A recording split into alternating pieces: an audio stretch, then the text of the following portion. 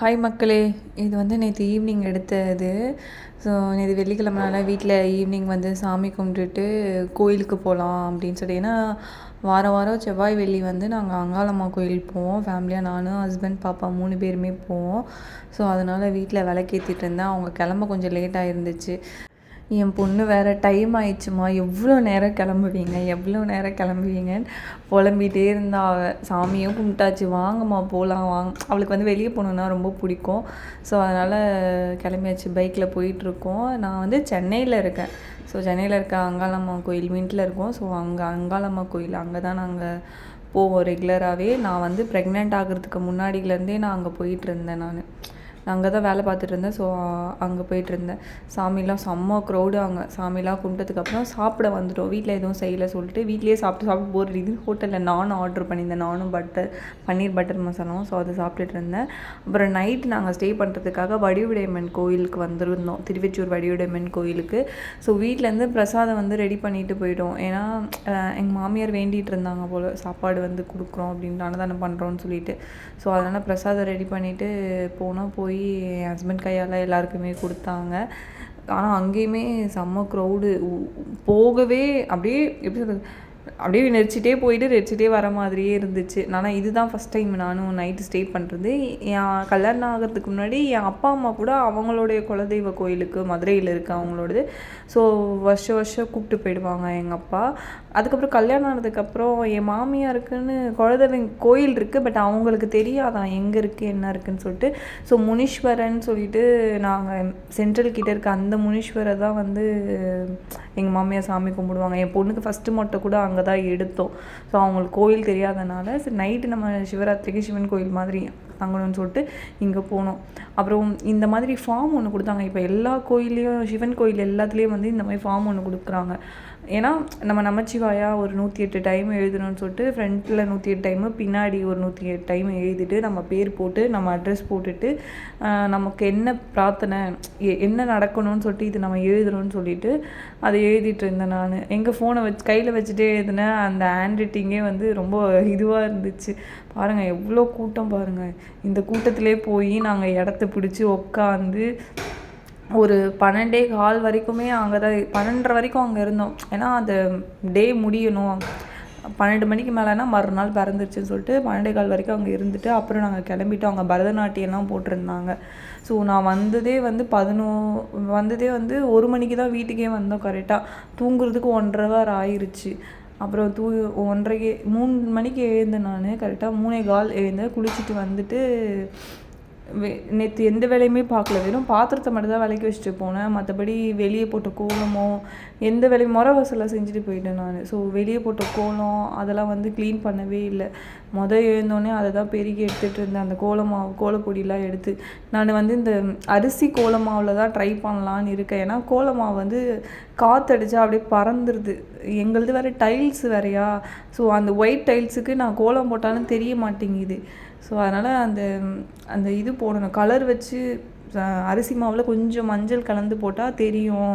எனக்கு என்னென்னா white tiles ஏதாவது இதாகிடும், கலர் ஒட்டிட்டு வரலைன்னா அப்புறம் நல்லா இருக்காது அப்படின்னு சொல்லிட்டு நான் பயந்துன்னு போடவே இல்லை. பட் தண்ணி நல்லா தொளிச்சா போய்டுன்னு சொல்கிறாங்க. சரி ஒரு நாள் ட்ரை பண்ணுவோம். பச்சரிசி ஊற வச்சு பச்சரிசி மாவில் கோலம் போடலான்னு சொல்லிட்டு இங்கே நடுவிடுமே நான் பெருக்கவே இல்லை. ஸோ நேற்று அங்கே கோயிலுக்கு போயிட்டேன். வீட்டில் இருந்தாலும் செஞ்சிட்ருப்பேன், கோயிலுக்கு போயிட்டனால எதுவுமே செய்ய முடியல. ஸோ அதெல்லாம் க்ளீன் பண்ணிகிட்டு இருந்தேன். சூடம் இந்த ஊதுபத்திலாம் ஏற்றுனது அப்படியே விழுந்துருக்கு. நான் இதுக்காட்டிலையும் அதில் விழுகிற மணிக்கே தான் ஒன்று வாங்கினேன், பட் அதை மீறியும் வெளியே வந்து விழுந்துட்டுருக்கு. ஸோ பெருக்கிட்டு இருந்தேன் நான். ஏன்னா எந்த வேலையுமே செய்யலையே, வெறும் பாத்திரத்தை மட்டும் தான் விளக்கி வச்சுட்டு போனேன். ஏன்னா நைட் டைமில் வந்து தண்ணியில் கை வைக்கக்கூடாதுன்னு சொல்லிட்டு நான் நைட்டே பாத்திரத்தை விளக்கிட்டு அதனால ஹோட்டலில் சாப்பிட்டோம். மறுபடியும் வீட்டில் வந்து செஞ்சால் பாத்திரம் விழுந்துருமோன்னு சொல்லிட்டு. பூ வந்து எவ்வளோ விலை சொல்கிறாங்க, 1 கிலோ வந்து 240 ரூபா பூ சொன்னாங்க. நான் வந்து இது 60 ரூபாய்க்கு வாங்கிட்டு வந்தேன். ஒரு நாள் விட்டு ஒரு நாள் தானே பூ போடுறேன், பூவே வாடலை. நான் வந்து நார்மல் டேஸில் வந்து 3 days ஒன்ஸ் வந்து பூ போடுவேன். ஏன்னா பூ நல்லா இருக்கிறப்ப நான் மாற்ற மாட்டேன். எல்லோரும் அப்படி இருப்பாங்களான்னு தெரியல. நான் நார்மலாக சாமி கும்பிட்றப்ப பூ 3 daysக்கு ஒன்ஸ் தான் நான் பூ மாற்றுவேன். செவ்வாய் வெள்ளி அதுக்கப்புறம் வந்து சண்டே வந்து பூஜை சாமான் வளர்க்குறப்ப நான் பூ மாற்றுவேன். ஸோ இது இப்போ சாமி கும்பிட்றனால ஒரு நாள் விட்டு ஒரு நாள் பூ மாற்றிக்கிட்டே இருந்தேன். அது வாடினாலும் வாடலைனாலும் பூ மாற்றிக்கிட்டே இருந்தேன். ஸோ இந்த சண்டே தான் பூஜை சாமான் விளக்கணும். அப்புறம் அந்த ட்ரே சொன்னல அந்த எண்ணெய் வந்து இதாகிட்டே இருக்குது, அந்த ட்ரேயில் வந்து எண்ணெய் படிஞ்சிட்ருக்கனால அந்த பூவெல்லாம் மறுபடியும் ரிமூவ் பண்ணிவிட்டு அந்த ஒரு வாஷ் பண்ணிவிட்டு அதுக்கப்புறம் அந்த விளக்கு எடுத்து வச்சுட்டு பூவெல்லாம் கொஞ்சம் போட்டுட்ருந்தேன். இங்கேயே பண்ணிவிட்டாங்க, நடு வீட்டில் வச்சு பண்ணல, இங்கேயே க்ளீன் பண்ண ஈஸியாக இருக்குன்னு சொல்லிட்டு கிச்சன்லேயே வச்சு நான் பண்ணிவிட்டேன். ஆல்மோஸ்ட் டன் ஆகிடுச்சு. இதுவே ஒரு 4:10 ஆகிடுச்சு, 4:10. என் மாமியார் வந்து எங்கள் வீட்டுக்கே வந்துட்டாங்க. ஸோ கோயிலேருந்து அப்படியே வந்துட்டாங்க. எண்ணெய்லாம் இல்லாமல் இருந்துச்சு. ஸோ எண்ணெய் ஊற்றிட்டு இருந்தேன் எல்லாத்துக்கும். இன்றைக்கி டே வந்து தூக்கமே இல்லை சுத்தமாக. 1 ஹவர் தான் தூங்கினேனே. பட்டு முழிப்பு தட்டிடுச்சு எனக்கு. அலாரம் வச்சேன், கரெக்டாக இருந்துச்சு. இது நான் புதுசாக வாங்கிட்டு வந்தேன், அங்கே கோயிலில் தான் வாங்கிட்டு வந்தேன். இது என்கிட்ட இல்லை, ஸோ வாங்கிட்டு வந்தேன். இது வந்து 70 ரூபா சொன்னாங்க. சின்ன சைஸ் தான், ஒரு 5 பூ வைக்கலாம். ஏன்னா எங்கள் வீட்டு வாசலே கொஞ்சம் குட்டியாக இருக்கனால இது வந்து கம்ஃபர்ட்டாக இருக்கும் அப்படின்னு சொல்லிட்டு. இதை விட நல்லா பெருசு இருந்துச்சு. பட் நம்ம வீட்டுக்கு என்னவோ அதை தானே நம்ம வாங்கணும். இப்போ பெரிய வாசல்னா பெரியஸாக வாங்கலாம். எங்கள்கிட்ட சின்னதுனால இது சின்னதாக பார்த்து நான் வாங்கிட்டு வந்தேன். இது 70 ருபீஸ், 18 சொன்னாங்க. 70 ருபீஸ் வந்து வாங்கிட்டு வந்தேன். அது என்னவோ தெரியலங்க, நான் நார்மலாக ஏந்துக்கிறதுக்கும் இப்போ சாமி கும்பிட்றதுக்காக ஏந்துக்கிறதுக்கும் நிறைய மாற்றம் இருக்குது என்கிட்ட. இப்போ நான் இதெல்லாம் புதுசாக பண்ணுறதுனால என் வீட்லேயே நான் அக்செப்ட் பண்ண மாட்டேங்கிறாங்க. என்ன நீ இதெல்லாம் பண்ணிகிட்ருக்க அப்படின்னு சொல்லிட்டு. இப்போ தான் நான் எப்பயுமே எழுந்தோடனே சாமி பாட்டு போட்டுருவேன். எனக்கு வந்து எழுந்தோடனே டக்குன்னு வேலையை பார்க்கணும். ஏன்னா நைட்டு நான் எந்த வேலையுமே செய்யாதனால சாமி பாட்டு வந்து எல்லா வேலையும் முடிச்சதுக்கப்புறம் தான் சாமி பாட்டே போட்டு விளக்கேற்றிட்டேன். ஃபஸ்ட்டு வெளியே விளக்கேற்றிட்டு தான் வீட்டுக்குள்ளே வந்து கீழேருந்து மேலே ஏற்றணும்னு சொல்லுவாங்க, எங்கள் மாமியார் சொல்லுவாங்க. ஸோ வெளியே வந்து விளக்கேற்றிட்டு உள்ள நடு வீட்டில் வந்து கீழேருந்து மேலே விளக்கேற்றணும் அப்படின்னாங்க. ஸோ அதை பண்ணிகிட்டு இருந்தேன். சாம்பிராணி வச்சேன். வெளியே ஒன்று எப்பயுமே கம்பல்சரி வைப்பேன். காலையில் ஈவினிங் வந்து வெளியே சாம்பிராணி வைப்பேன். ஏன்னா நம்ம வீட்டுக்கு வரப்போ வாசனையாக இருக்கணும்னு சொல்லுவாங்க. இன்னொன்று வந்து நம்ம வீடு வந்து நல்ல ஒரு ஸ்மெல் வரணும் அப்படின்னு சொல்லிட்டு ஜவ்வாதும் பன்னீரும் கலந்து நான் ஒரு நாள் விட்டு ஒரு நாள் அந்த பூ மாத்திரை அன்றைக்கே வந்து போட ஆரம்பிச்சிருவேன் நான். அவ்வளோதான், சாமி கும்பிட்ற வேலையெல்லாம் முடிச்சுட்டேன். ஸோ இன்னும் சமையல் வேலை தான் ஸ்டார்ட் பண்ணோம். எல்லாம் எங்கள் வீட்டில் தூங்குறாங்க. என் பொண்ணு, எங்கள் மாமியார், என் ஹஸ்பண்ட். என் மாமியார் எழுந்துக்கிறதா சொன்னாங்க, ஆனால் அவங்களுக்கு செம்ம டயர்ட் போல். அவங்க மாலை வேற போட்டிருக்காங்க. ஸோ அதனால் அவங்க தூங்கிட்டாங்க. அவங்க வரல சொன்னாங்க, நான் கோயிலில் இருக்கேன், நீங்கள் போயிட்டு வாங்க அப்படின்னு சொல்லிட்டு. என் ஹஸ்பண்ட் வந்து இருக்கவே விடலை. கரெக்டாக 12 மணி ஆனோடனே வா போயிடலாம், தூக்கத்தை பாப்பா வேற இருந்தாலா, அவளுக்கு எனக்கு தூக்கம் வருது, என்னை வீட்டுக்கு கூப்பிட்டு போமா அப்படின்னு சொல்லிட்டு அவள் ஒரே அழுதுகிட்டே இருந்தாங்க. கூட்டமாக இருக்கனால குழந்தை வந்து ஒரு மாதிரி மூச்சு திணறல் மாதிரி ஆகிடுச்சு. அப்படியே அந்த காத்தையில் சுத்தமாக அந்த கோயிலில் அவ்வளோ கூட்டம். எல்லாருமே அங்கங்கே படுத்து தூங்கிடுறாங்க. எங்களுக்கு தூக்கமே வரல. சரி நைட்டு போய் தங்கணும் அப்படி சொல்லிட்டு சாமியே பார்க்காம வந்தோம் நாங்கள். ஏன்னா அவ்வளோ கூட்டம், லைன் இங்கேருந்து அங்கே வரைக்கும் நிற்கிது. சரி நம்ம இன்னொரு நாள் பக்கத்தில் தானே இருக்குது, இன்னொரு நாள் பார்த்துக்கலாம், இல்லை இன்றைக்கி கூட போய் பார்த்துக்கலான்னு சொல்லிட்டு நாங்கள் வந்துட்டோம். அங்காளம்மோட வர்ணிப்பு பாட்டு ஓடிட்டுருக்கு டிவியில். கரெக்டாக 5 மணிக்கு தான் வந்து நான் எல்லா வேலையும் முடிச்சேனே. அப்புறம் இந்த துணியெல்லாம் வந்து அப்படியே போட்டு போயிட்டேன் எல்லாத்தையும். அந்த இதெல்லாம் கொஞ்சம் க்ளீன் பண்ணிகிட்டு இருந்தேன். ஸோ இப்படி தான் எனக்கு சிவராத்திரி வந்து போயிட்டு இருந்துச்சு. எந்த வருஷமே நான் முழிச்சதே கிடையாது. இந்த வருஷம் எனக்கு கல்யாணம் 8 இயர்ஸில் வந்து நான் இதுதான் ஃபஸ்ட்டு டைம் வந்து நான் ஃபேமிலியோடு, என் ஹஸ்பண்ட், நான், பாப்பா, மாமனார் எல்லாருமே. மாமனார் வரமாட்டார், மாமியார் எல்லாருமே அவங்களுடைய தங்கச்சி கூட வந்திருந்தாங்க. ஸோ எல்லோரும் போயிட்டு இருந்து ஸ்டே பண்ணிவிட்டு வந்தோம். அதுவும் ஒரு மாதிரி ஜாலியாக தான் இருந்துச்சு.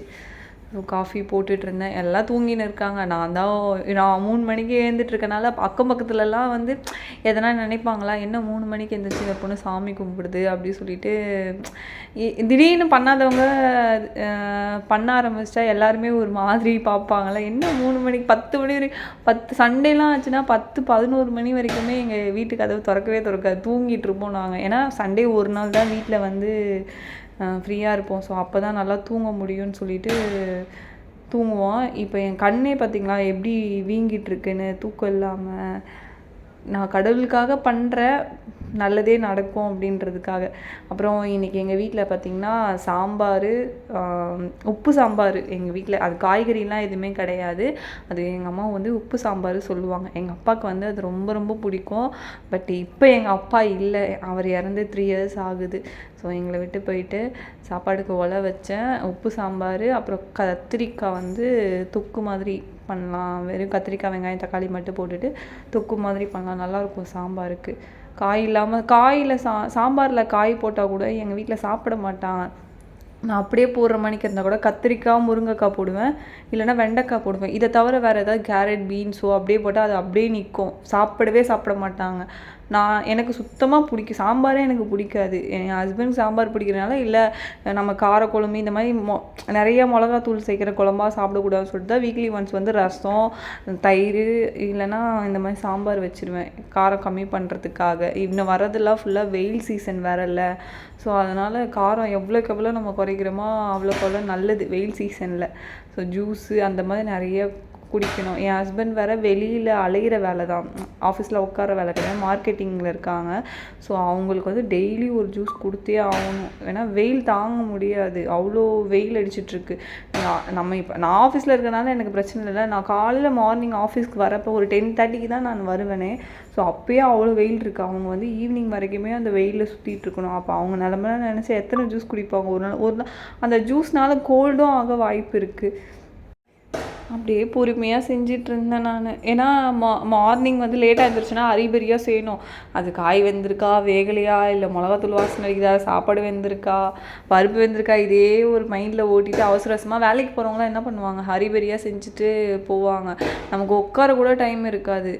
அந்த மாதிரி இருக்கிறப்பெல்லாம் இது எவ்வளோ பரவாயில்ல, பொறுமையாக செஞ்சுட்டு இருந்தேன். நமக்கு டைம் இருக்குது, நம்ம பொறுமையாக செய்யலாம் அப்படின்னு சொல்லிட்டு அது உடனே நான் கிச்சனை க்ளீன் பண்ணிடுறேன். இப்போல்லாம் வந்துட்டு செஞ்சிட்டே இருக்கப்போ அந்த குப்பை இருக்கிறனால எனக்கு இடமே கிச்சனே கொஞ்சம் குட்டியாக இருக்குது. ஸோ இடமே இருக்காது. அதனால் அப்போக்கப்பே க்ளீன் பண்ணிகிட்டு இருந்தேன் நான். 3 அடுப்பு இருக்கனால எனக்கு டக்குன்னு வேலை ஆகிட்டே இருக்குது. எப்படியோ எல்லோரும் எப்படி போச்சு, உங்களுக்குலாம் சிவராத்திரி எப்படி போச்சு, நீங்களாம் எப்படி செலிப்ரேட் பண்ணீங்க? எல்லோரும் நல்லா இருக்கணும் நான் கடவுள்கிட்ட வேண்டிக்கிறேன். நான் எப்பயுமே சாமி கும்பிட்றப்ப நான் சொல்லுவேன் எல்லோரும் நல்லா இருக்கணும் அப்படின்னு சொல்லி தான் நான் வேண்டுவேன். அது சில பேருக்கு வந்து அது காமெடியாக இருக்கும், இதெல்லாம் சும்மா தானே அப்படின்ற மாதிரிக்க. பட் நான் அப்படி தான் வேண்டுவேன். ஏன்னா எங்கள் வீட்டில் எனக்கு அப்படி தான் சொல்லி கொடுத்தாங்க. நீ ஃபஸ்ட்டு வேண்டுறது வந்து எல்லோரும் நல்லா இருக்கணும், அப்புறம்தான் நம்ம பிரச்சனையை சொல்லி கடவுள்கிட்ட வேண்ட ஆரம்பிக்கணும் அப்படின்னு சொல்லி எங்கள் அப்பா சொல்லி கொடுத்துருக்காங்க. ஸோ அவருமே நல்ல பக்தியாக தான் இருப்பார். பட்டு அவர் இல்லை. எனக்கு வந்து அது ஒரு ரொம்பவே மிஸ் பண்ணுறேன் அப்பாவை. எனக்கு பர்சனலாக வந்து நான் ரொம்பவே மிஸ் பண்ணுறேன். ஏன்னா என் பொண்ணு வந்து என் ஹஸ்பண்ட் கூட வந்து மிங்கிளாக இருக்கப்ப எனக்கு வந்து ஃபீல் ஆகும், என்னடா நம்ம அப்பா இல்லையே, நம்மளும் இப்படி தானே செல்லமாக இருந்தோம் நம்ம அப்பா கூட. அது எத்தனை வயசானாலும் அதே தானே, நம்ம அப்பா நமக்கு வந்து நம்ம அப்பாவுக்கு நம்ம குழந்தை தானே. ஸோ அது ரொம்பவே மிஸ் பண்ணுவேன் நான். அதை சொன்னவே எனக்கு அழுக வந்துடும். நான் மோஸ்ட்டாக வந்து அழுகவே மாட்டேன் நான். அதனால் எங்கள் அம்மாவும் இப்போ எங்கே சென்னை கிடையாது, அவங்க ஊர் அம்மாவும் ஏதாவது ஒன்றுன்னா இங்கேருந்து நான் வந்து ஒரு நாள் ஆகும் நான் ஊருக்கு போகிறதுக்கு. சப்போஸ் அம்மாவுக்கே உடம்பு முடியலன்னா கூட அவங்கள போய் பார்க்கணுன்னா ஒரு நாள் ஆகும். எனக்கு வந்து ஒரே ஒரு சிஸ்டர் தான் இருக்காங்க. ஸோ அவங்களுமே ஊரில் தான் இருக்காங்க. யாரை பார்க்கணுன்னாலும் ஒரு நாள் ஆகும். நான் அர்ஜென்ட்டாக வந்து இப்போ எனக்கு எங்கள் அம்மாவை பார்க்கணுன்னு தோணுச்சுன்னா ஒரு நாள் ஆகும் அவங்க வரது. இப்போ எனக்கு உடம்பு முடியலனாலும் அவங்களுக்கு உடம்பு முடியலனாலும் ஒரு நாள் ஆகும் பார்க்க. இப்போ பக்கத்துலேயே இருக்கிறதுக்கும் தூரத்துலேயே இருக்கிறதுக்கும் எவ்வளோ ஒரு கஷ்டமாக இருக்கும். ஸோ எனக்கு எதாவது பிரச்சனைனா என்ன பண்ணுறது, வீடியோ காலில் தான் பேசிப்பேன் என்னோடய சிஸ்டர்கிட்டேயும் சரி என் அம்மாக்கிட்டேயும் சரி. இப்படி எல்லாமே செஞ்சுட்டேன். உப்பு சாம்பார் மாதிரி வச்சுட்டு காய் போடாமல். அப்புறம் கத்திரிக்காய் சாப்பாடு வந்து வடிச்சிட்டேன், சட்டி சாப்பாடு. ஸோ வடிச்சிட்டேன். சாமி படி இது மேல்மலையனூரில் இவங்க பெரிய ஆண்டின்னு சொல்லுவாங்க. ஓகே பாய், நாளைக்கு வேறு வீடியோவில் மீட் பண்ணலாம். பாய்.